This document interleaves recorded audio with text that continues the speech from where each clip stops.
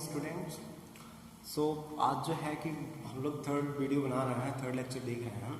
इससे पिछले वाले चैप्टर लेक्चर में हमने देखा क्या था कि जो मोलर कंडक्टिविटी होती है, जो आपकी क्या बोलते हैं कंडक्टिविटी होती है, उनसे रिलेटेड प्रॉब्लम्स जो आपके अक्सर प्रीवियस ईयर एग्जामिनेशंस में पूछे गए या फिर आगे पूछे जाएंगे, उनसे रिलेटेड प्रॉब्लम्स को हमने डिस्कस किया था। कैसे हम लोग जो है कि उस पर बेस्ड न्यूमेरिकल को सॉल्व करेंगे, ये चीज़ें हमने देखी हुई थी।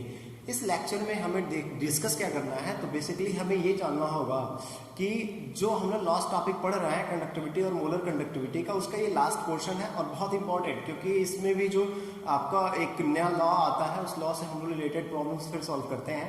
तो टॉपिक क्या है हमारा, तो हम उसको लिखते हैं। तो टॉपिक हमारा है कि variation of conductivity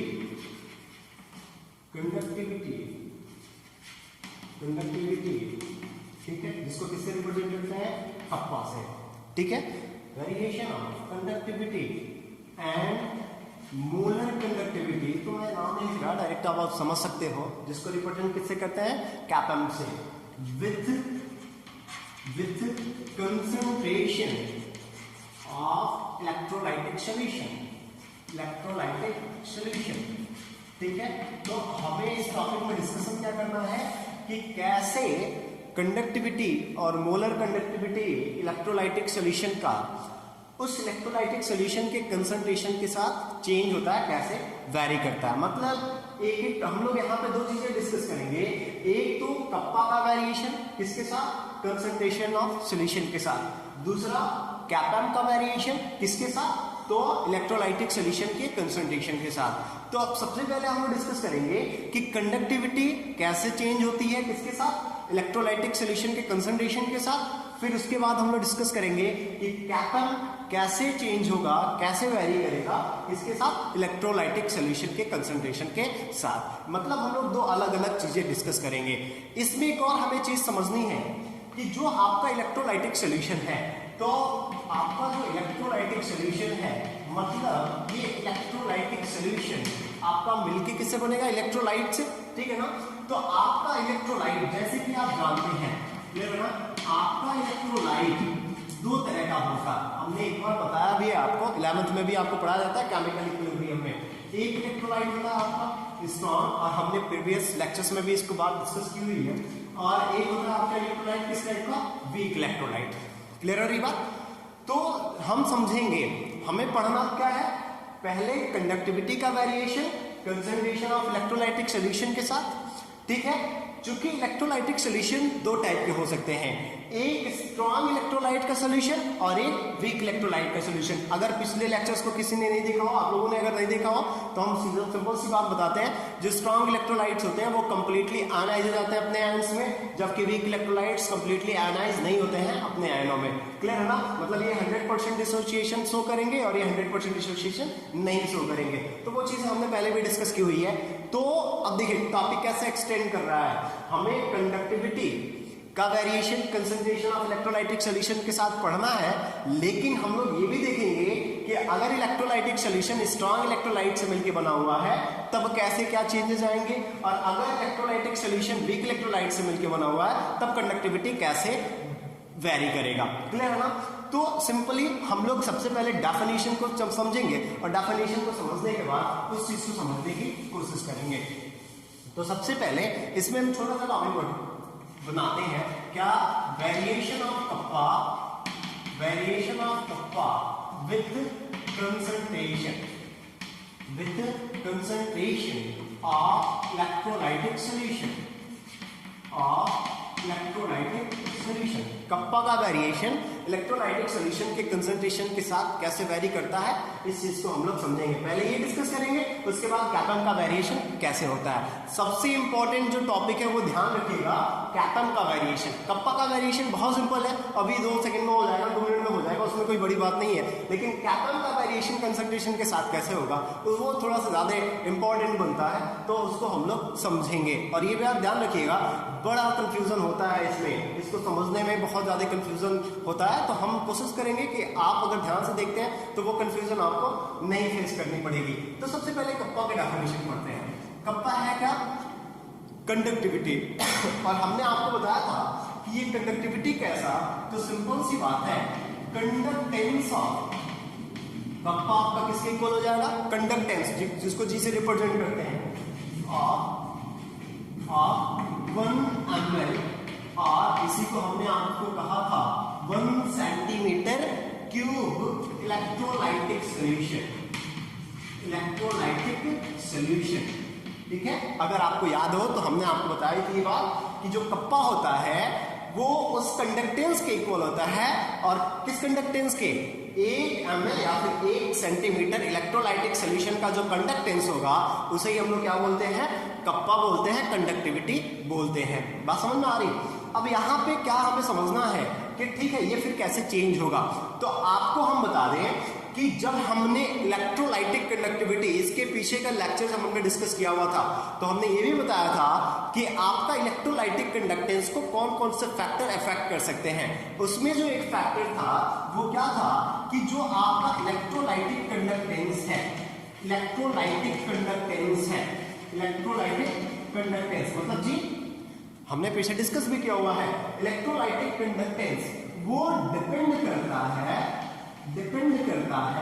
number of ions, number of ions present in the solution, present in the solution.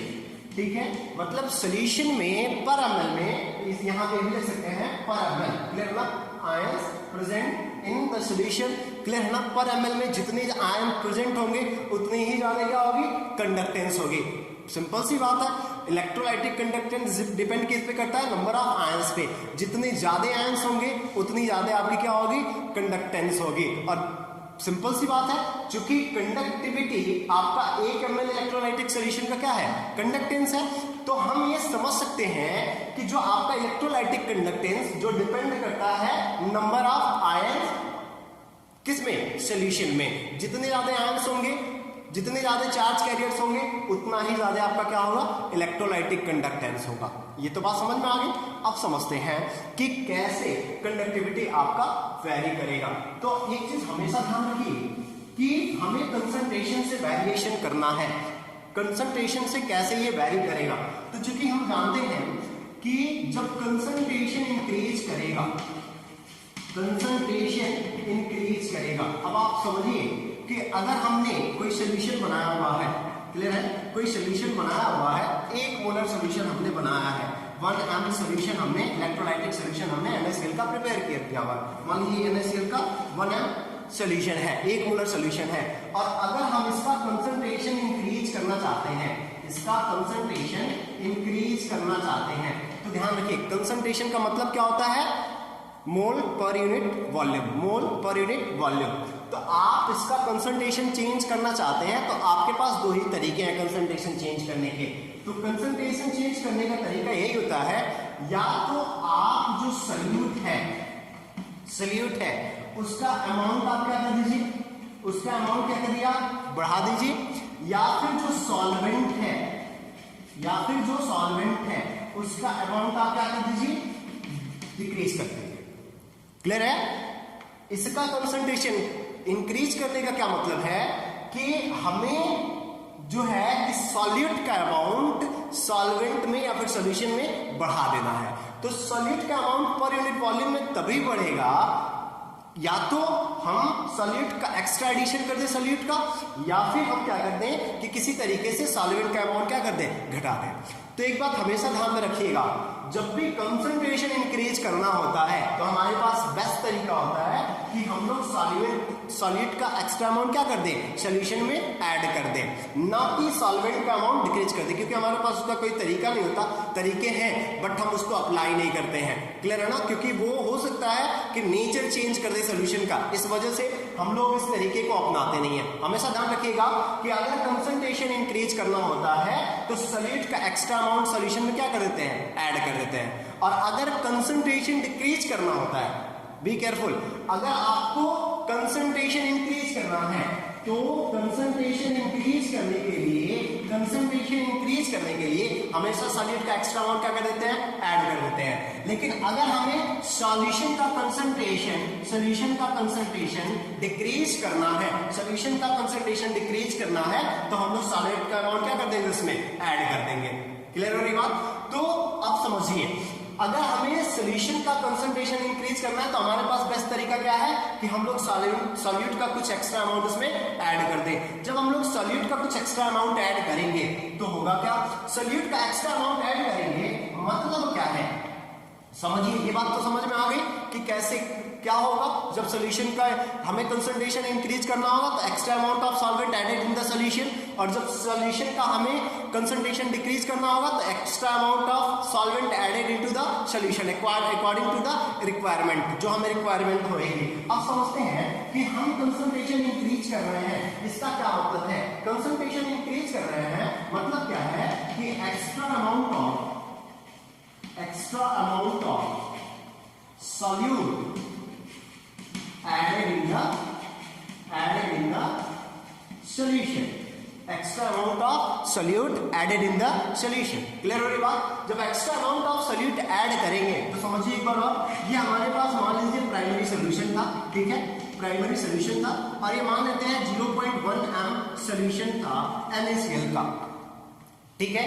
जब हम इसका कंसंट्रेशन इंक्रीज करना चाहते हैं, क्लियर है, जब कंसंट्रेशन हम इसका इंक्रीज करेंगे तो हम एक्स्ट्रा अमाउंट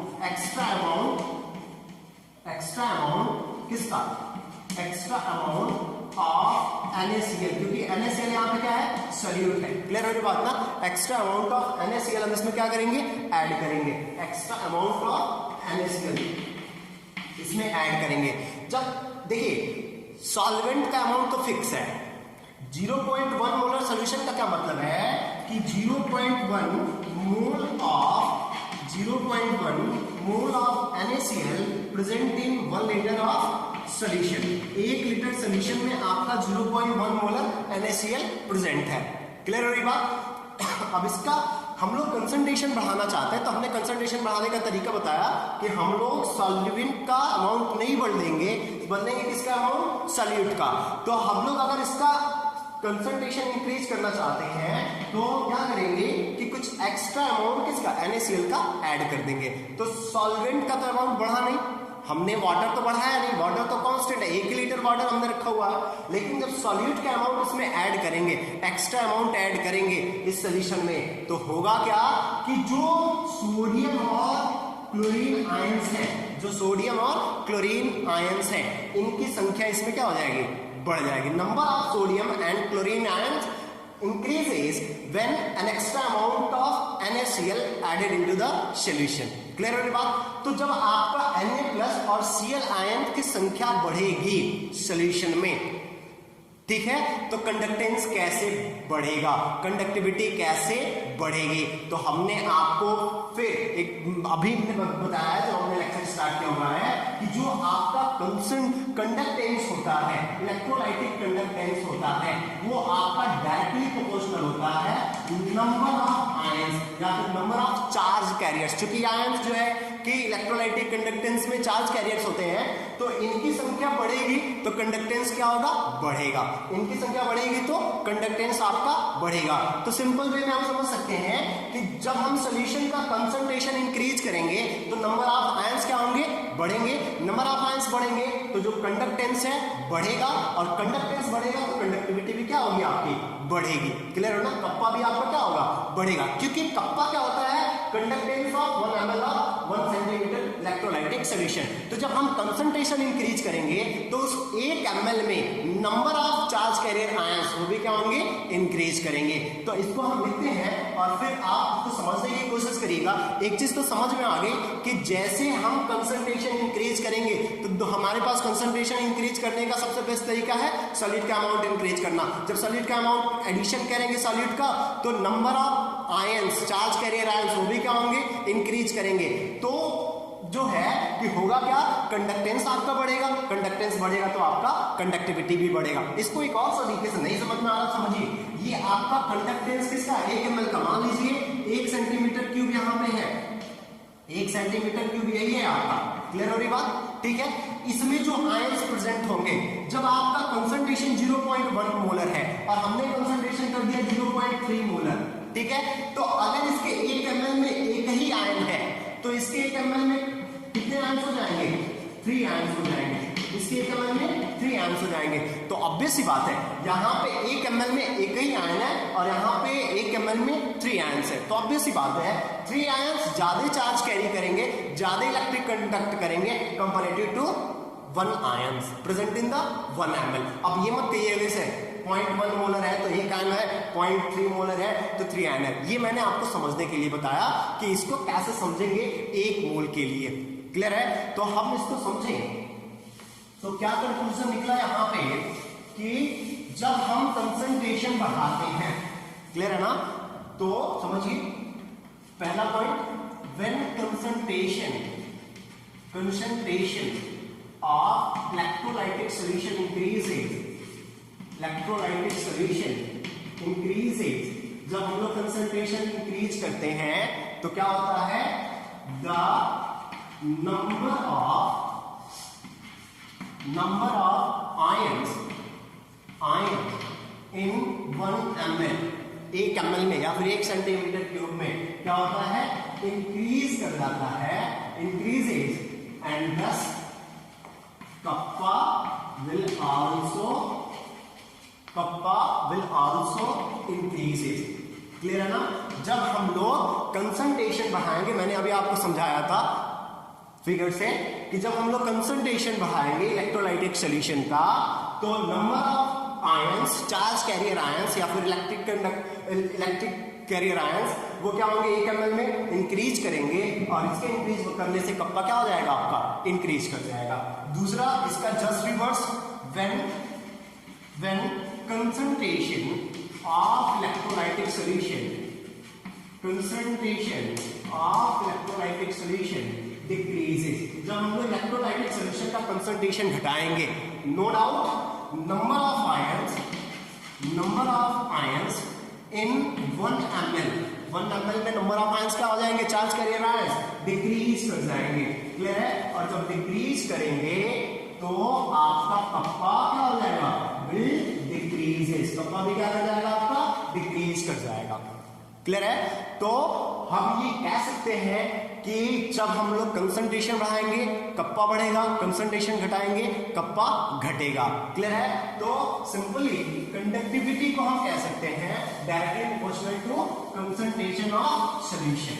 क्या कह सकते हैं कि कंडक्टिविटी आपका जो होता है, कप्पा जो आपका होता है, वो डायरेक्टली प्रोपोर्शनल होता है किसके, कंसंट्रेशन ऑफ इलेक्ट्रोलाइटिक सॉल्यूशन।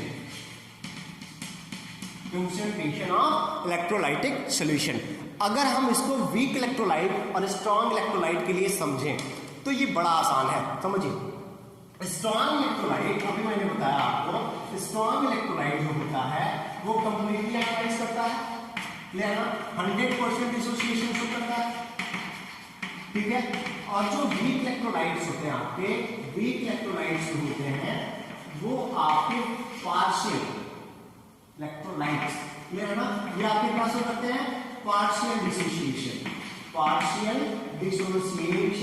आपको शो करते हैं। जब ये पार्शियल डिसोसिएशन शो करते हैं तो आप, सिंपल सी बात है, चाहे इसका कंसंट्रेशन बढ़ाएं, नंबर ऑफ आयंस बढ़ेंगे ही बढ़ेंगे, या फिर इसका कंसंट्रेशन बढ़ाएं तो नंबर ऑफ आयंस बढ़ेंगे ही बढ़ेंगे। क्लियर है? तो आपका इलेक्ट्रोलाइटिक सॉल्यूशन स्ट्रॉन्ग इलेक्ट्रोलाइट का है कि वीक इलेक्ट्रोलाइट का है, इट डजंट मैटर। जब आप कंसंट्रेशन बढ़ाएंगे तो कप्पा आपका बढ़ेगा। हम लोग यहां पर लिख सकते हैं irrespective of the nature of electrolyte,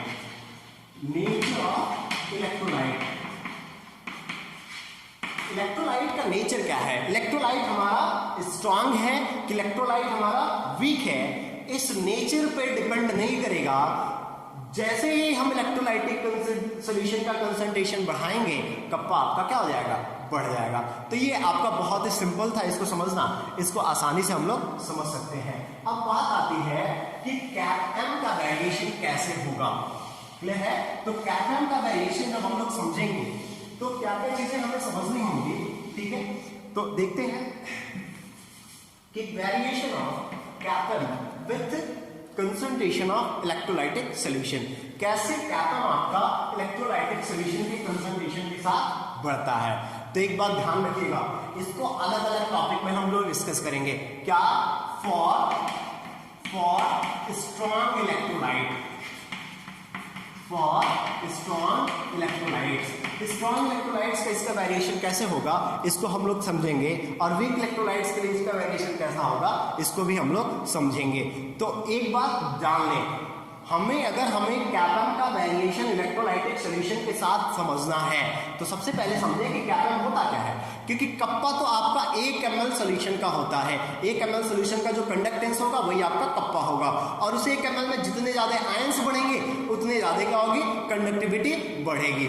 clear है ना। और हमने ये भी बताया था कि कंसंट्रेशन बढ़ाने या फिर घटाने का आसान सा तरीका है, कंसंट्रेशन बढ़ाना है आप सॉलिड का अमाउंट ऐड कर दीजिए, कंसंट्रेशन घटाना है तो आप सॉल्वेंट का अमाउंट बढ़ा दीजिए। क्लियर वाली बात, तो हम आसानी से इस चीज को समझ सकते हैं। अब हम समझेंगे कि कैपन होता क्या है, मोलर कंडक्टिविटी होती क्या है। तो हमने आपको बताया था कि कैपन को जब डिफाइन किया जाता है तो क्या किया जाता है, क्या कहा जाता है कि the conducting power of ions furnished bye 1 mole of electrolyte. 1 mole electrolyte जितने आयंस फर्निश्ड करेगा और उन आयंस की जो कंडक्टिंग पावर होगी, टोटल कंडक्टिंग पावर होगी, भाई क्या वो क्या बोली जाएगी, आपकी मोलर कंडक्टिविटी बोली जाएगी। सिंपल लैंग्वेज में हम लोग क्या कहते हैं कि कंडक्टिविटी ऑफ, क्या बोलते हैं इसको, conductivity of 1 mole of electrolyte in a definite volume। Clear है ना, in a definite volume। Clear हो रही बात, in a definite volume। ठीक है। सो अब हम लोग इस चीज को समझेंगे कि क्यों कैपन स्ट्रॉन्ग इलेक्ट्रोलाइट्स के लिए डिफरेंट होता, वीक इलेक्ट्रोलाइट्स के लिए डिफरेंट होता, जो जबकि कप्पा के साथ ऐसा नहीं होता है। कप्पा आपका स्ट्रॉन्ग इलेक्ट्रोलाइट्स के लिए भी, वीक इलेक्ट्रोलाइट्स के लिए भी कंसंट्रेशन बदलते हैं तो वो बदलता है, बढ़ाते हैं तो बढ़ता है, घटाते हैं तो घटता है। इसके साथ ऐसा नहीं होता है। क्लियर है बात। तो अब हम समझेंगे कि ऐसा होता क्यों है। डेफिनेशन तो समझ में आ गई, ठीक है। एक और चीज हम यहाँ पे और ऐड करना चाहेंगे आपको कि अगर आपसे कोई जनरलाइजेशन पूछे कि हम बात नहीं कर रहे स्ट्रॉन्ग और वीक के लिए, तो आपको एक मैंने फॉर्मूला लिखवाया होगा, अगर याद हो तो कैपन इक्वल्स टू, हमने एक फॉर्मूला लिखवाया था, उस फॉर्मूले को आप रिवाइज करिए। क्या होता है, कैपन equals to kappa into V, याद होगा वीएम, कैपन equals to kappa into VM. आप जब वॉल्यूम चेंज करोगे, तो कैपन क्या होगा, चेंज होगा। नो डाउट कैपन क्या होगा, चेंज होगा। वॉल्यूम बढ़ाओगे कैपन बढ़ेगा। आप जरा सा समझो क्या है वॉल्यूम बढ़ाने का मतलब, क्या है वॉल्यूम किसका बढ़ाता है, सोल्यूशन का बढ़ा सकते हैं, और सोल्यूशन का वॉल्यूम बढ़ाने का तरीका हमारे पास क्या है, डाइल्यूशन करना। सोल्यूशन का अगर हमें अमाउंट बढ़ाना है, वॉल्यूम बढ़ाना है, तो मतलब हम लोग सॉल्वेंट का अमाउंट क्या करेंगे, ऐड करेंगे। और जब सॉल्वेंट का अमाउंट ऐड करेंगे, सो बी केयरफुल, जब हम लोग सॉल्वेंट का अमाउंट ऐड करेंगे कंसंट्रेशन क्या हो जाएगा, डिक्रीज कर जाएगा, कंसंट्रेशन डिक्रीज कर जाएगा। तो हम यहां से एक चीज तो पा सकते हैं कि कैपन आपका डिपेंड करता है किस पे, वीएम, मोलर वॉल्यूम पे। जब आप वॉल्यूम बढ़ाओगे कैपन क्या होगा, बढ़ेगा, वॉल्यूम घटाओगे कैपन घटेगा। तो एक चीज यहां पे ध्यान रखिए, वॉल्यूम आप जब बढ़ाओगे मतलब सॉल्वेंट का अमाउंट जब ऐड करोगे, क्लियर है ना, तो कंसंट्रेशन क्या होगा, कंसंट्रेशन को सी से रिप्रेजेंट कर रहे हैं, कंसंट्रेशन क्या होगा, घटेगा। कंसंट्रेशन क्या होगा, घटेगा, क्योंकि अभी हमने बताया कि सॉल्यूशन का अगर कंसंट्रेशन बढ़ाना है सॉल्यूट ऐड करिए, और अगर कंसंट्रेशन घटाना है तो सॉल्वेंट ऐड करिए, और सॉल्वेंट ऐड करेंगे तो वॉल्यूम सॉल्यूशन का बढ़ेगा। तो समझिए फिर कैपन बढ़ेगा जब वीएम बढ़ेगा, वॉल्यूम बढ़ेगा, और जब वॉल्यूम बढ़ेगा तो कैपन तो बढ़ रहा है। समझिए वॉल्यूम बढ़ाने से कैपन तो बढ़ रहा है, लेकिन कंसंट्रेशन क्या हो रहा है, घट रहा है। क्लियर है ना, क्योंकि सॉल्वेंट का अमाउंट हम लोग क्या कर रहे हैं, ऐड कर रहे हैं। रिवर्स इसका समझिए, जब हम लोग वॉल्यूम घटाएंगे, मोलर वॉल्यूम घटाएंगे, तो कैपन क्या होगा, घटेगा, डिक्रीज करेगा। लेकिन वॉल्यूम घटाने से आपका कंसंट्रेशन क्या होगा, इंक्रीज करेगा। वॉल्यूम डिक्रीज करने से कंसंट्रेशन क्या होगा आपका, इंक्रीज करेगा। तो यहां से एक कंक्लूजन निकल सकता है कि कैपम आपका इनवर्सली प्रोपोर्शनल होता है किसके, कंसंट्रेशन के। मतलब कंसंट्रेशन बढ़ाने से ये घटेगा, घटाने से ये बढ़ेगा।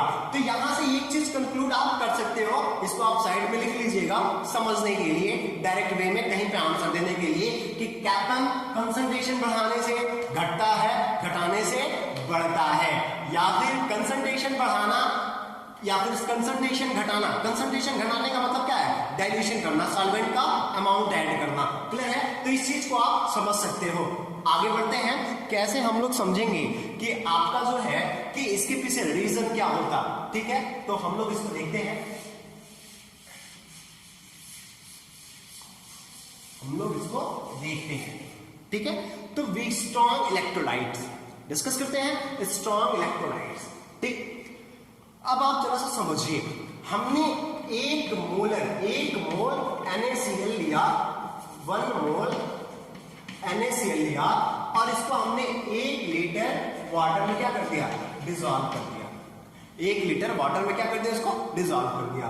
मतलब क्या है कि जो सोल्यूशन बना हमारा, सॉरी हम यहां पर लिखते हैं, जो सोल्यूशन बना हमारा, ठीक है, ये हमारा सोल्यूशन बना, और ये जो सोल्यूशन बनेगा, 1 मोल NaCl आपने डिसॉल्व किसमें किया हुआ है, 1 लीटर वाटर में। तो आपका जो सोल्यूशन बना वो क्या बना, 1 मोलर सोल्यूशन बना। यहां पर लिखते हैं 1 मोलर, मोलर को कैपिटल M से रिप्रेजेंट करते हैं, आपको याद होगा 1 मोलर NaCl सोल्यूशन आपका बनेगा। It's clear, 1 molar NaCl solution आपका बन गया। अब हम क्या कर रहे हैं कि यहां पे 2 चीजें समझेंगे। पहली चीज कि कैपम की डेफिनेशन, कैपम की डेफिनेशन क्या है, कैपम के डेफिनेशन में सिंपल सा हमें ध्यान रखना है कि ये केवल और केवल क्या होगा, 1 मोल इलेक्ट्रोलाइट की जो कंडक्टिंग पावर होगी वही क्या बोली जाएगी, कैपम। मतलब सॉल्यूट का अमाउंट हमारा हमेशा क्या होगा, 1 मोल होगा। ये क्या है, फिक्स है, ये क्या है आपका फिक्स है, ये चेंज आप नहीं कर सकते। अगर आपको कंसंट्रेशन बढ़ाना है तो आपको, अभी मैंने बताया, इसका अमाउंट ऐड करते हैं, सॉल्यूट का अमाउंट ऐड करते हैं, लेकिन इसमें आपको सॉल्यूट का अमाउंट चेंज ही नहीं करना है, उसको क्या रखना है, 1 मोलर ही रखना है। 1 ml, 1 मोलर मतलब 1 मोल ही रखना है, उससे ज्यादा आपको नहीं करना है। क्लियर है, बात समझ में आई? फिर समझिए मैं क्या कहना चाहता हूं कि कैपम की डेफिनेशन आपकी क्लियर है। कैपम होता क्या है कि 1 मोल इलेक्ट्रोलाइट जितना आपका इलेक्ट्रिक का कंडक्शन कर सकता है एक डेफिनेट वॉल्यूम में, वही उसकी क्या बोली जाएगी, मोलर कंडक्टिविटी बोली जाएगी, वही इसकी मोलर कंडक्टिविटी बोली जाएगी। तो हमने क्या किया कि 1 मोल NaCl सोल्यूशन लिया, NaCl लिया, और इसको डिसॉल्व कर दिया क्या, 1 लीटर वाटर में। मतलब हमारा 1 मोलर NaCl सोल्यूशन बन गया। मतलब सोल्यूशन 1 का मोलरिटी क्या हो गई, 1। क्लियर है? अब हम यहां पे आपको समझाने की कोशिश करेंगे कि कंसंट्रेशन कैसे बढ़ाएंगे, कंसंट्रेशन कैसे घटाएंगे। बढ़ाना तो आसान है, समझिएगा, कंसंट्रेशन बढ़ाना तो आसान है। क्या कर दिया हमने कि सॉरी कंसंट्रेशन घटाना आसान है, सॉरी कंसंट्रेशन घटाना आसान है। क्या कर देंगे कि हमने ऐड कर दिया, add extra amount of extra water, extra amount of water. आप extra amount of water add करिए। Extra amount of water add करेंगे तो आपका जो सॉल्यूट का अमाउंट है वो तो 1 ml ही, 1 मोल ही है, लेकिन सॉल्वेंट का अमाउंट क्या हो जा रहा है, बढ़ जा रहा है। जब सॉल्वेंट का अमाउंट बढ़ेगा तो आपका क्या बढ़ेगा, नंबर क्या बढ़ेगा, आपका वॉल्यूम बढ़ेगा, मतलब कंसंट्रेशन घट जाएगा। तो आपने जो वाटर ऐड किया, सॉल्वेंट का अमाउंट जब आपने ऐड किया, क्लियर है, तो सॉल्वेंट का अमाउंट जब आप ऐड करते हो तो वॉल्यूम बढ़ जाता है, या फिर हम कहें कि कंसंट्रेशन क्या हो जाएगा, आपका कंसंट्रेशन डिक्रीज कर जाएगा, कंसंट्रेशन क्या हो जाएगा, घट जाएगा। तरीका है। अब आप देखो, अगर हमें कंसंट्रेशन इंक्रीज करना है तो फिर समझने की कोशिश करिएगा।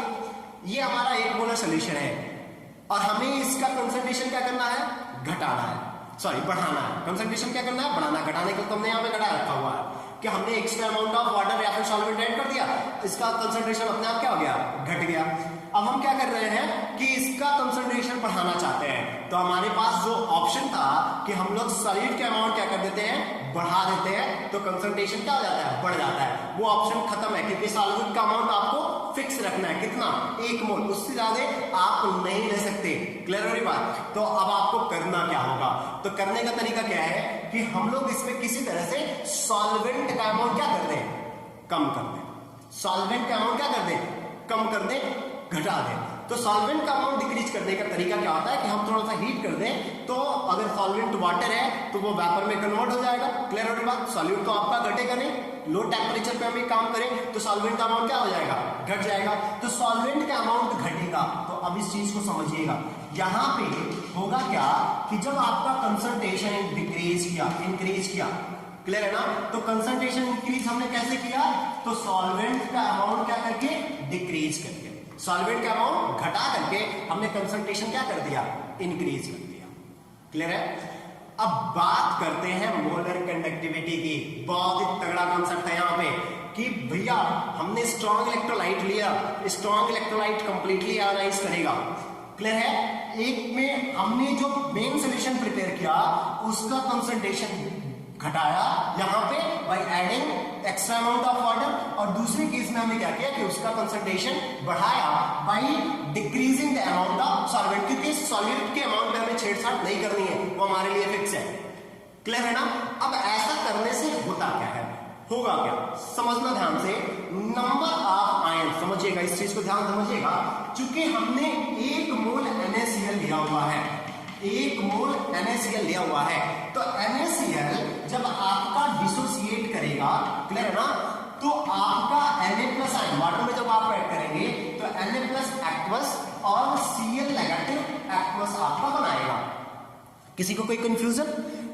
क्लियर है? अब चूंकि आपने इसका 1 मोल लिया हुआ है इनिशियली, और ये स्ट्रॉन्ग इलेक्ट्रोलाइट है, तो ये पूरी तरह से सोडियम आयन और क्लोराइड, मतलब इसका 1 मॉलिक्यूल लेंगे तो 1 सोडियम आयन और 1 क्लोराइड आयन, 2 मॉलिक्यूल लेंगे तो 2 सोडियम आयन और 2 क्लोराइड आयन, 3 मॉलिक्यूल लेंगे तो 3 सोडियम आयन 3 क्लोराइड आयन आपके फर्निश करेगा। तो जब आप 1 मोल इसका लेंगे, समझ में आ रही बात, 1 मोल लेंगे तो इसका भी क्या बनेगा, 1 मोल बनेगा, और इसका भी क्या बनेगा, 1 मोल बनेगा। क्लियर है? बात समझ में आ रही है? इसका भी 1 मोल बनेगा और इसका भी 1 मोल बनेगा। मतलब 1 मोल सोडियम क्लोराइड का सॉल्यूट जब आप वाटर में डिसॉल्व करेंगे तो 1 मोल सोडियम आयन और 1 मोल क्लोराइड आयन आपके फर्निश करेंगे। क्लियर है? तो इसमें आपका 1 मोल सोडियम आयन है और 1 मोल क्लोराइड आयन है। क्लियर है ना? अब सोडियम आयन जिसे हम बता रहे हैं, सोडियम आयन और क्लोराइड आयन के बीच जो भी डिस्टेंस हो, आपका जो भी डिस्टेंस हो, जितने भी डिस्टेंस पे हो, ध्यान रखिए जब हम कंसंट्रेशन घटाएंगे, मतलब सॉल्वेंट का अमाउंट बढ़ाएंगे, ठीक है, तो मान लीजिए कि ये जो हमारा प्राइमरी सोल्यूशन है, इस प्राइमरी सोल्यूशन में सोडियम आयन यहां पे और क्लोरीन आयन आपका यहां पे, मतलब दोनों आयन इतने डिस्टेंस पे थे। और जब हम डाइल्यूशन करेंगे, इनको स्पेस मिलेगा, जगह मिलेगी, क्या हो जाएंगे, ये दूर हो जाएंगे। इस बात को समझिए। जब हम यहां पे primary solution 1 molar solution prepare किया हुआ है, 1 मोल NaCl को 1 लीटर वाटर में ऐड किया हुआ है, तो उनके भी जो भी स्पेस हो, जो भी वो एक दूसरे से जितने डिस्टेंस पे हो, क्लियर, डिसोसिएट होने के बाद एक दूसरे से सम डिस्टेंस पे होंगे। लेकिन जब हम एक्स्ट्रा वाटर ऑफ सॉल्वेंट या फिर एक्स्ट्रा सॉल्वेंट हम लोग ऐड करेंगे तो होगा क्या, इनको जगह मिलेगी। अब जगह मिलेगी तो ये क्या होंगे, दूर जाएंगे। जगह मिलेगा तो ये क्या होंगे, एक दूसरे से दूर होंगे। It's clear? एक दूसरे से क्या होंगे, दूर होंगे। मतलब जब यहां पे ये हम बनाए, मतलब जब हम extra amount of water add किए, extra amount of solvent add किए, तो सोडियम और क्लोराइड आयन के बीच का डिस्टेंस क्या हो गया आपका, बढ़ गया। के बीच का डिस्टेंस क्या हो गया आपका, बढ़ा। क्लियर है ना? डिस्टेंस क्या हो गया आपका, बढ़ा। मतलब हम क्या कह सकते हैं, इंटर आयनिक डिस्टेंस आपका क्या कर गया, इंक्रीज कर गया। आयनों के बीच का डिस्टेंस क्या हो गया, बढ़ गया। लेकिन जब हम इसका कंसंट्रेशन घटाएंगे, मतलब सॉल्वेंट का अमाउंट क्या कर रहे हैं, कम कर रहे हैं, तो जो आपके आयन जितने डिस्टेंस पे थे, अब वो क्या हो जाएंगे, एक दूसरे से क्लोज आ जाएंगे। मतलब Na plus and Cl negative ions close to more closer to one another, close to each other, एक दूसरे के क्या हो जाएंगे, क्लोज हो जाएंगे। ठीक, एक बात हमेशा इस बात को दिमाग में फिट करिए, तब कंसेप्ट क्लियर होएगा। क्या, जब कंसंट्रेशन आप बढ़ाएंगे, कंसंट्रेशन आप बढ़ाएंगे, ठीक है, तो जो आयनों के बीच का डिस्टेंस है वो क्या होगा, घटेगा। कंसंट्रेशन बढ़ाने से आयनों के बीच का डिस्टेंस घटेगा, क्योंकि आप मोल सॉल्यूट का अमाउंट तो नहीं बढ़ा रहे हैं, क्लियर है ना, बढ़ा क्या, घटा क्या रहा हो, सॉल्वेंट का अमाउंट। सॉल्वेंट का अमाउंट घटाने से क्या होगा कि इनका स्पेस, इनको ऑक्यूपाई करने के लिए स्पेस क्या हो जाएगा, कम हो जाएगा। ऑक्यूपाई करने के लिए स्पेस कम होगा तो एक दूसरे के क्या होते जाएंगे, क्लोज हो जाएंगे। मतलब जैसे जैसे कंसंट्रेशन घटाएंगे, जो आयंस हैं, अपोजिट आयंस है, एक दूसरे से क्या होंगे, क्लोज होते जाएंगे। लेकिन जब आप कंसंट्रेशन बढ़ाओगे, इनको भरपूर स्पेस मिलेगा और ये एक दूसरे से दूर होते जाएंगे, एक दूसरे से क्या होंगे, दूर होते जाएंगे। अब बात आती है कि सर ये तो हम पे थोड़ा सा समझ में आ गया कि जो हमने सोल्यूशन बनाया, अगर सोल्यूशन का कंसंट्रेशन बढ़ाते हैं तो आयंस के बीच का डिस्टेंस बढ़ जाएगा, और अगर सोल्यूशन का कंसंट्रेशन घटाते हैं, मतलब आप एडिशन करते हो सॉल्वेंट का, तो आयनों के बीच का डिस्टेंस बढ़ जाएगा। लेकिन जब सोल्यूशन का कंसंट्रेशन आप घटाते हो, मतलब सॉल्वेंट का अमाउंट कम करते हो, तो आयनों के बीच का डिस्टेंस कम हो जाएगा।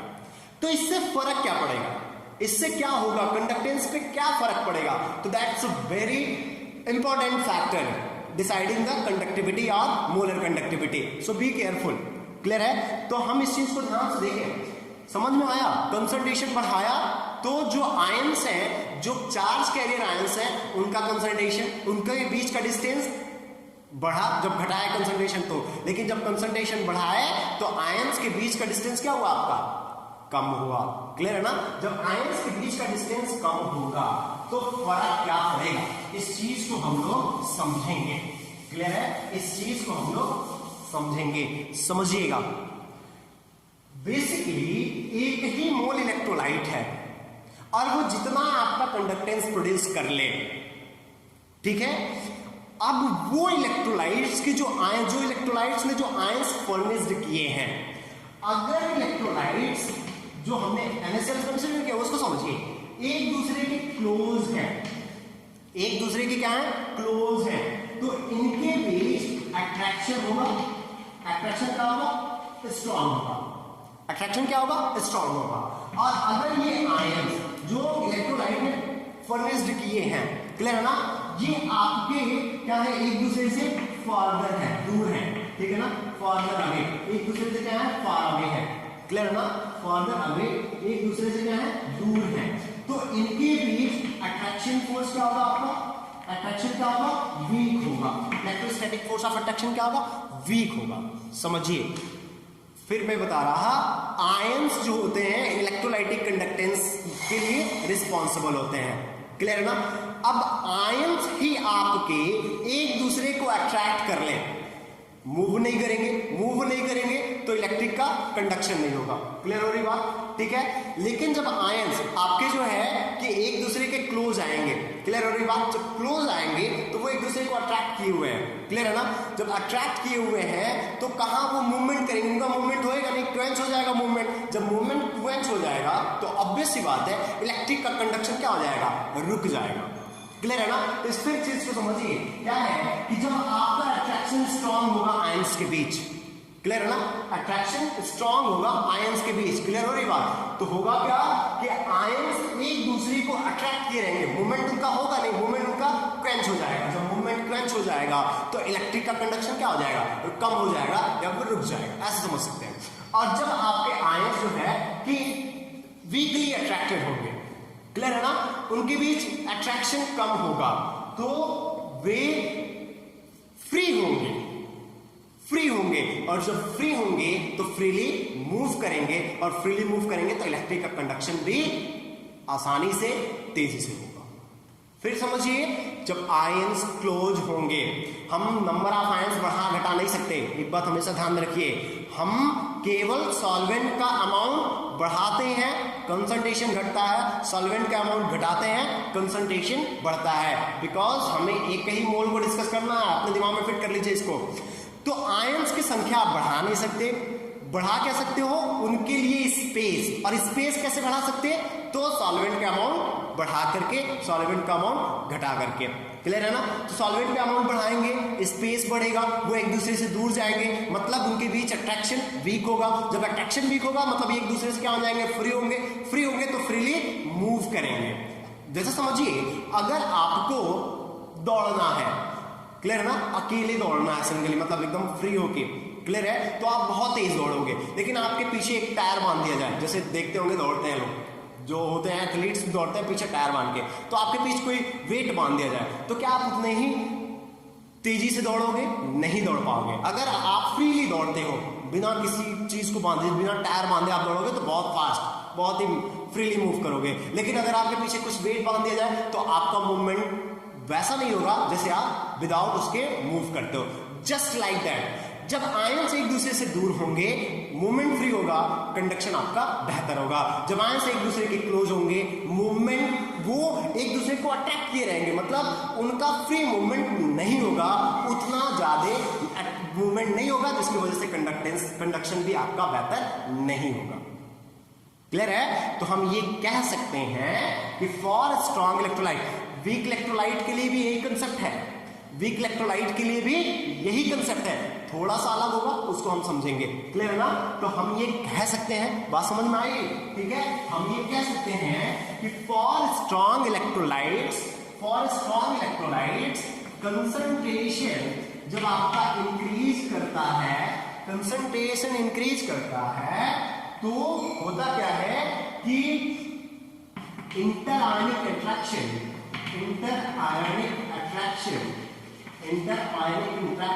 वो क्या करता है, आपका इंक्रीज करता है, जिससे उनका मूवमेंट क्या होता है, मोशन क्या होता है, स्लो हो जाता है। और मूवमेंट स्लो होने की वजह से इलेक्ट्रोलाइटिक कंडक्टेंस क्या हो जाता है, कम हो जाता है। क्लियर ना। तो इलेक्ट्रोलाइटिक कंडक्शन आपका क्या होता है, डिक्रीज करता है। क्लियर है। और जब आप कंसंट्रेशन डिक्रीज करते हो, और एक बात हमेशा ध्यान रखना, कंसंट्रेशन डिक्रीज करने का मतलब होता है डाइल्यूशन। क्या होता है, डाइल्यूशन।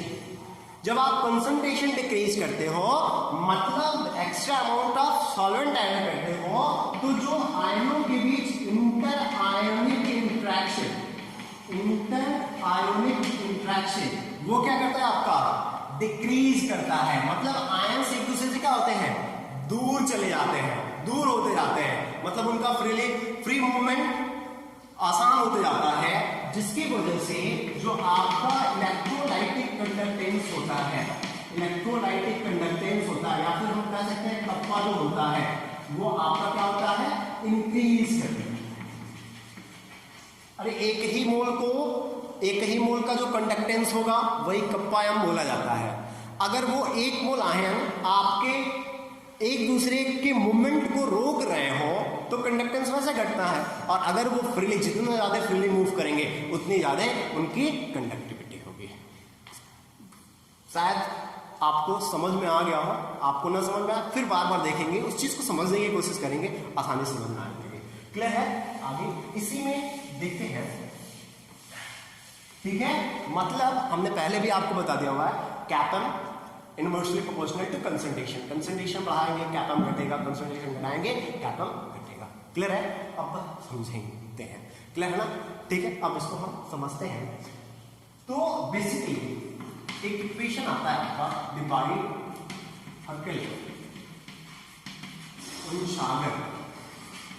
इक्वेशन। ये इक्वेशन क्या है, तो ज्यादा घबराने की जरूरत नहीं है, कंसेप्ट समझते हैं आप, कोई दिक्कत नहीं है। इक्वेशन क्या है, तो ये इक्वेशन है आपका कैपम इक्वल्स टू कैपम, कहीं पे कैपम नॉट लिखा हुआ है, ठीक है, या फिर कहीं पे कैपम इनफाइनाइट लिखा हुआ है, तो हम मोस्टली कैपम इनफाइनाइट यूज करेंगे। एनसीईआरटी में आपका कैपम नॉट लिखा हुआ है, अदर साइड बुक उठा के देखेंगे तो वहां पे कैपम इनफाइनाइट लिखा हुआ है, इसी को। क्लियर ना। सो बी जो है इससे ज्यादा परेशान होने की जरूरत नहीं है, -a√c। अब ये कांस्टेंट है, किसी बुक में b दिया हुआ है, किसी बुक में आपका कुछ भी दिया हो, डजंट मैटर। क्लियर है ना। कैपम क्या है, मोलर कंडक्टिविटी, ध्यान रखिएगा, कैपम क्या है, molar conductivity conductivity at any dilution, at any dilution. और कैपिटल नॉट क्या है? तो कैपिटल नॉट या फिर इनफाइनाइट, क्लियर है ना? हम यही लिख देते हैं कैपिटल नॉट या फिर आपका कैपिटल इनफाइनाइट। ये क्या है? Molar conductivity, molar conductivity eight, मजेदार चीज, eight infinite dilution, infinite dilution, capital किसी भी डायल्यूशन पे। लेकिन कैपिटल नॉट या फिर कैपिटल इनफाइनाइट आपका कब? मोलर कंडक्टिविटी किस डायल्यूशन पे? इनफाइनाइट डायल्यूशन पे। तो इनफाइनाइट डायल्यूशन को थोड़ा सा आप सर्कुलर कर लीजिएगा, क्लियर है? अभी मैं बताऊंगा इनफाइनाइट डायल्यूशन का कांसेप्ट है क्या, कैसे समझेंगे इनफाइनाइट डायल्यूशन, क्या होता है, क्या मतलब है उसका, क्लियर है ना? ठीक है, तो अब समझते हैं कि अभी बात समझ में आ गई। कैपिटल क्या है? ये डिवाइड कर लो, सामने इक्वेशन है। तो इक्वेशन क्या है? Capital equals to capital not minus A root C, clear है? सी क्या है आपका? कंसंट्रेशन, सी भी लिख देते हैं। सी क्या है आपका? Concentration of solution, concentration of solution. Solution का ये क्या है? कंसंट्रेशन है, क्लियर है ना? तो अगर हम इस इक्वेशन को ध्यान से देखें, क्लियर है? ठीक है, तो एक चीज हमेशा ध्यान रखिएगा कि ये capital not for an electrolyte remains constant. किसी भी इलेक्ट्रोलाइट के लिए कैपिटल नॉट क्या होता है? कांस्टेंट होता है, उसकी वैल्यू चेंज नहीं होती है, ठीक है? ए आपका कांस्टेंट है, रूट सी आपका वेरिएशन है, कप्पा एम आपका वेरिएबल है, ठीक है? तो अगर हम इस चीज को ध्यान से देखें तो ये एक लीनियर इक्वेशन आपको रिप्रेजेंट कर रहा होगा, क्लियर है ना? एक लीनियर इक्वेशन आपका रिप्रेजेंट कर रहा होगा, किस टाइप का? y equals to mx plus C, linear equation होता है, लेकिन यहाँ पे माइनस mx है, समझिए ये सी है, सी कांस्टेंट, क्लियर ना? ये भी क्या है? कांस्टेंट, माइनस ए रूट सी, तो आपका m, मतलब इसका स्लोप क्या होगा आपका? नेगेटिव। तो अगर हम लोग ग्राफ प्लॉट करें स्ट्रॉन्ग इलेक्ट्रोलाइट्स के लिए, किसके बीच? तो कैपिटल और रूट सी के बीच, तो हमें एक ग्राफ मिलेगा जिस ग्राफ का स्लोप क्या होगा आपका? नीचे की तरफ आता मिलेगा, क्लियर ना? हालांकि इतना डिक्रीज नहीं देखने को मिलता है, बहुत ही स्लाइड चेंज होता है, क्लियर है ना? बहुत ही स्लाइड, क्लियर ना? इतना ज्यादा नहीं देखने को मिलेगा, क्लियर है ना? ठीक है, अब समझिए क्या है कि अभी समझिएगा डिफरेंट कंसंट्रेशन पे है, ठीक है? थोड़ा सा ग्राफ को यहाँ थोड़ा छोटा बनाते हैं, ठीक है? ये डिफरेंट कंसंट्रेशन पे हमने जो है कैपिटल की वैल्यू काउंट की हुई है, क्लियर है? अब समझिएगा, देखिए आपका कंसंट्रेशन इस तरफ क्या हो रहा है, इधर आने पे क्या हो रहा है? ये आपका ओरिजिन है, एक्स एक्सिस, और ये आपका वाई एक्सिस, क्लियर है ना? इधर आने पे कंसंट्रेशन क्या हो रहा है? बढ़ रहा है, और ऊपर जाने पे कैपिटल क्या हो रहा है? बढ़ रहा है, क्लियर है ना? अब समझिए, हम जब एक्सिस की तरफ मूव करेंगे तो कंसंट्रेशन क्या होगा? घटेगा। तो देखिए जब इधर मूव कर रहे हैं मतलब कंसंट्रेशन क्या हो रहा है? घट रहा है। तो जब कंसंट्रेशन घट रहा है तो इस कंसंट्रेशन पे ये कैपिटल है, क्लियर है ना? लेकिन जैसे जैसे हम कंसंट्रेशन घटा रहे हैं कैपिटल क्या हो रहा है आपका? बढ़ता जा रहा है। कंसंट्रेशन घटाने से कैपिटल क्या हो रहा है? बढ़ता जा रहा है। हाँ, स्लाइड चेंज हो रहा है, बी केयरफुल, यहाँ पे क्या हो रहा है? स्लाइड चेंज हो रहा है। जैसे जैसे कंसंट्रेशन घट रहा है कैपिटल क्या होता जा रहा है? बढ़ता जा रहा है, क्लियर है ना? अब समझिएगा, किसी भी इलेक्ट्रोलाइट के लिए ऐसे ही आपको ग्राफ मिलेगा, मतलब आप किसी भी डायल्यूशन पे आप पता कर सकते हो। आप डायल्यूशन और भी कंसंट्रेशन आप करो, आपको जो है कैपिटल की वैल्यू मिलती जाएगी, क्लियर है ना? तो ये हो गया कैपिटल। कैपिटल नॉट कैसे मिलेगा? तो मान लीजिए कि हमने डिफरेंट डायल्यूशंस पे क्या निकाल लिए, कैपिटल और रूट सी के बीच एक ग्राफ प्लॉट कर लिए जो कि स्ट्रेट लाइन मिला। ये स्ट्रेट लाइन का इक्वेशन है, क्लियर है ना? अब ये मिला, अब हम क्या करें, इस लाइन को एक्स्ट्रा प्लॉट कर दें, मतलब इस लाइन को क्या कर दें कि आगे बढ़ाएं, क्लियर है ना? क्या करें? आगे बढ़ाएं।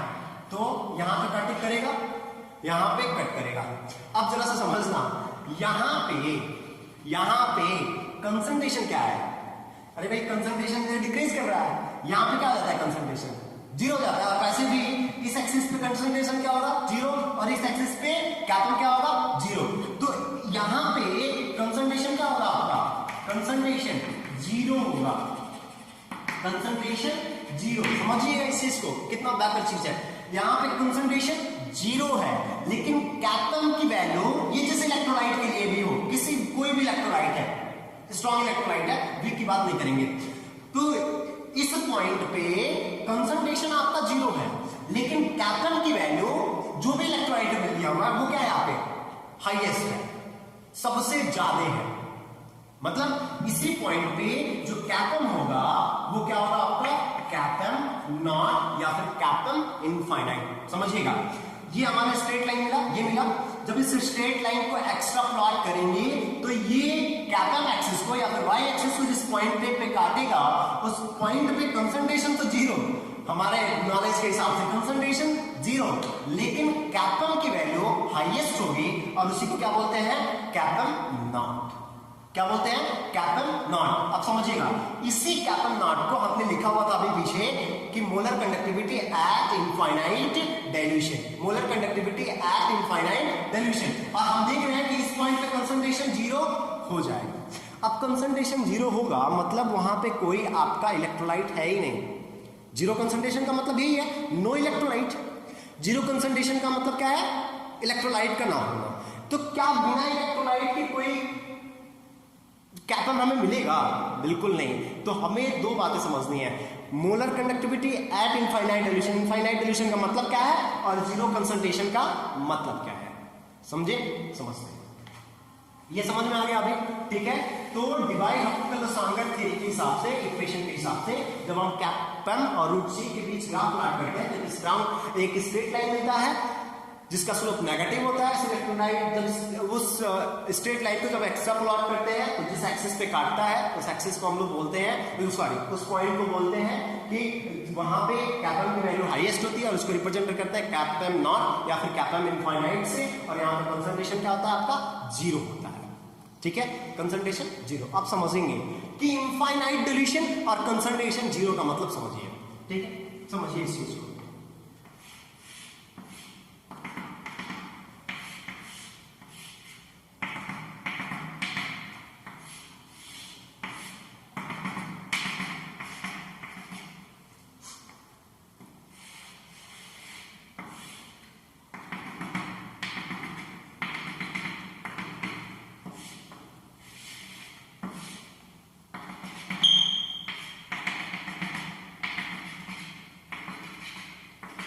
समझिएगा, मैंने रिप्रेजेंट किया हुआ है, इस चीज को समझ लेंगे चीजें क्लियर हो जाएंगी कि इनफाइनाइट डाइल्यूशन का मतलब है क्या है और कंसंट्रेशन जीरो का मतलब क्या है, ठीक है। यहां पे समझिएगा, हमने 1 लीटर वाटर में, ठीक है ना, क्या किया, 1 मोल NaCl ऐड कर दिया। कंसंट्रेशन क्या होगा, 1 ml। कंसंट्रेशन क्या होगा, 1 ml। ये आप बाय डेफिनेशन समझ सकते हो। यहां पर हमने 10 लीटर वाटर ले लिया, 10 लीटर वाटर लिया और चूंकि हमें पता है कि सब में हम 1 ही मोल NaCl, तभी कैपम की बात हम करेंगे। कैपम की बात कब करेंगे, जब हम 1 ही मोल NaCl लें। क्लियर है ना, सॉल्वेंट कुछ का अमाउंट कुछ भी ले, इट डजंट मैटर। तो एक केस में 1 मोल हमने 1 लीटर H2O में, फिर 10 लीटर H2O में 1 मोल ऐड किया, फिर हमने 1000 लीटर ले लिया, 1000 लीटर H2O ले लिया, उसमें 1 ml डाला, फिर हमने 1 लाख लीटर ले लिया, उसमें H2O डाला, फिर हमने 10 to the power 7 या फिर 10 to the power 10 लीटर ले लिया और उसमें H2O डाला। समझिएगा, समझिएगा इस चीज को, 1 ही मोल है। एक केस में हम लोग 1 लीटर में, दूसरे में 10 लीटर में, तीसरे में 1000 लीटर में, तीसरे में 1 लाख लीटर में और चौथे में जो भी है 10 to the power 10 लीटर में। अब अगर हम इस चीज को समझें तो इसका कंसंट्रेशन 1 m है, इसका कंसंट्रेशन 10 to the power -1 है, इसका concentration 10 to the power -3 m है और इसका concentration 10 to the power -5 m है और इसका concentration 10 to the power -10 m है। ऐसे ही और समझते जाइए। मतलब क्या है, 1 m2 हम कहां पहुंच गए, 10 to the power -10 m।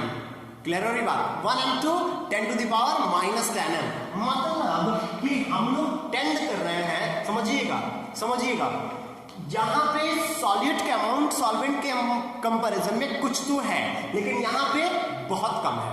Solid 1 ही मोल है और सॉल्वेंट का अमाउंट बहुत ही ज्यादा है, सॉल्वेंट का अमाउंट बहुत ही ज्यादा है। क्लियर है ना, सॉल्वेंट का अमाउंट बहुत ज्यादा है, मतलब जो कंसंट्रेशन है वो टेंड्स कर रहा है, टेंड्स टू 0। कंसंट्रेशन किसकी तरफ टेंड कर रहा है, 0 की तरफ टेंड कर रहा है। तो हम एक ऐसा इमेजिनेशन करें कि बहुत ही ज्यादा अमाउंट ऑफ वाटर हो, सॉल्वेंट हो और उसमें हमने 1 मोल ऐड किया। क्लियर है ना, तो एक ऐसा केस जिस केस में हम लोग क्या कह सकते हैं कि सॉल्वेंट का अमाउंट, सॉलिड का अमाउंट सॉल्वेंट के कंपैरिजन में बहुत ही ज्यादा कम हो जाए। तो उस कंसंट्रेशन को क्या बोल देंगे? जीरो। मतलब एकदम जीरो नहीं होगा, जीरो नहीं होने वाला है। उसको हम लोग एज्यूम कर रहे हैं कि सॉल्वेंट का अमाउंट लार्ज इनफ, बहुत ज्यादा हो जाए कि हम लोग सॉलिड के अमाउंट को क्या कर दें? नेग्लेक्ट कर दें। तो उस कंसंट्रेशन को जीरो, और उस चीज को समझिएगा, डाइल्यूशन क्या होता जा रहा है आपका? बढ़ते जा रहा है ना। तो जिस डाइल्यूशन पे ऐसा होगा उस डाइल्यूशन को क्या बोल देंगे? Infinite dilution. मतलब हम इसको इनफाइनाइट डाइल्यूशन अगर सपोज करें तो भाई कंसंट्रेशन बहुत कम है। क्लियर हो रही बात ना?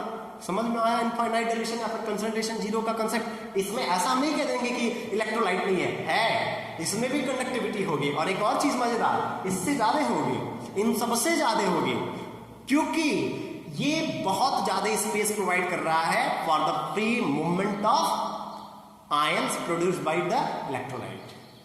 क्लियर ना? एक और चीज हम आपको यहां पे हिट कर देते हैं, लेक्चर वाइंड अप करते हैं। नेक्स्ट लेक्चर में हम लोग वीक इलेक्ट्रोलाइट के लिए डिस्कस करेंगे, वो और मजेदार होगा। क्लियर है ना? कि जब आपका इनफाइनाइट डाइल्यूशन कहता है, इनफाइनाइट डाइल्यूशन का मतलब क्या है? इनफाइनाइट डाइल्यूशन का मतलब ये है कि सॉल्वेंट का अमाउंट इतना ज्यादा हो जाए कि सॉलिड के अमाउंट को क्या करते हैं हम लोग? नेग्लेक्ट करते हैं। सॉल्वेंट का अमाउंट इतना ज्यादा हो जाए कि सॉलिड के अमाउंट को नेग्लेक्ट करते हैं। क्लियर है ना? और मतलब सॉल्वेंट बहुत ज्यादा है और उसमें एक ही मोल है। उस केस में जो आयंस फर्निश्ड हुए होंगे इलेक्ट्रोलाइट्स के द्वारा, उनको बहुत ज्यादा, वो बहुत ज्यादा एक दूसरे से दूर चले जाएंगे। और जब बहुत ज्यादा दूर चले जाएंगे एक दूसरे से, मतलब उनके बीच इंटरएनिक अट्रैक्शन रह ही नहीं जाएगा। क्लियर ना? तो इनफाइनाइट डाइल्यूशन का मतलब क्या है? The dilution at which there is no interionic interaction between the opposite ions. Opposite ions के बीच आपका क्या हो जाए? पूरी तरह से इंटरएनिक इंटरेक्शन क्या हो जाए? खत्म हो जाए। जब पूरी तरह से खत्म होगा तो आप समझ सकते हैं इंटरएनिक इंटरेक्शन आयनों के बीच जितना कम होगा उतना ही बेहतर वो फ्रीली मूव करेंगे और उतना ही ज्यादा उनकी क्या होगी? कंडक्टिविटी होगी। क्लियर है? तो बेसिकली हमने इस लेक्चर में आपको कप्पा का वेरिएशन किसके साथ? कंसंट्रेशन के साथ समझाने की कोशिश की, थ्योरेटिकल है। कैपम का वेरिएशन कंसंट्रेशन के साथ समझाने की कोशिश की। ये बिलीव करता हूं कि आपको शायद समझ में आ गया हो। नहीं समझ में आया फिर आप एक बार इसको वीडियो को देखिए, समझने की कोशिश करिए, कमेंट बॉक्स में आप कमेंट करिए, आपको क्लियरली फिर एक्सप्लेन करने की कोशिश की जाएगी। वैसे मेरे हिसाब से बुक में भी देखेंगे तो इतना बेहतरीन एक्सप्लेनेशन, इतने अच्छे से एक्सप्लेनेशन दिया होगा किसी अच्छी बुक में, बहुत ज्यादा स्टैंडर्ड अच्छी बुक होंगी तब, नहीं तो ऐसे नॉर्मली बुकों में एनसीईआरटी में तो नहीं दिया हुआ है उस चीज को समझने के लिए। सो आप वीडियो को एक बार देखिए, अच्छे से समझने की कोशिश करिए। नहीं समझ में आए कमेंट बॉक्स में डिस्कस करिए। Thank you for watching.